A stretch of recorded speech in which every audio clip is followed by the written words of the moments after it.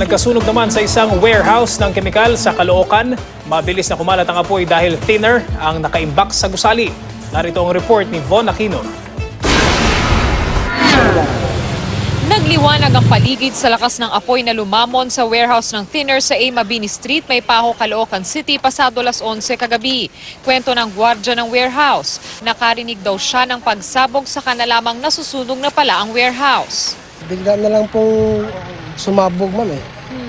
Mga 11:20 po. Tapos anong ginawa niyo? Tumakbo ako doon. Pag biglang lumabas na yung apoy. Kaya bumalik na ako dito. Nakapadlock pa ang warehouse ng abutan ng mga bumbero, kaya isang van ang ibinangga na lamang sa pintuan nito upang mabuksan ito. Ayon sa BFP, mabilis na lumaki ang apoy sa loob ng warehouse dahil sa highly flammable ang thinner na laman nito. Gumamit pa ang BFP ng chemical foam na HFF upang matiyak ang pag-apula sa apoy. Mahirap patayin yung chemical fire, pero ang ginawa natin is sinecure natin yung paligid dahil itong warehouse na to ay mapapaligiran ng mga kabahayan.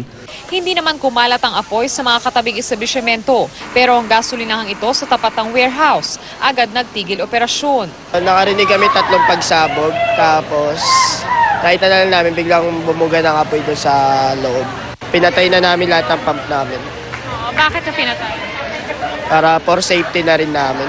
Hindi patukoy ng BFP ang sanhi ng apoy, pero iimbestigahan raw nila kung may kinalaman sa kuryente o kagamitan sa loob. Yung pinakahuling nagsarado ng warehouse ay ating iimbestigahan pa at tatanungin kung nagawa niya ba yung trabaho niya na mai-unplug lahat ng mga appliance dun sa loob.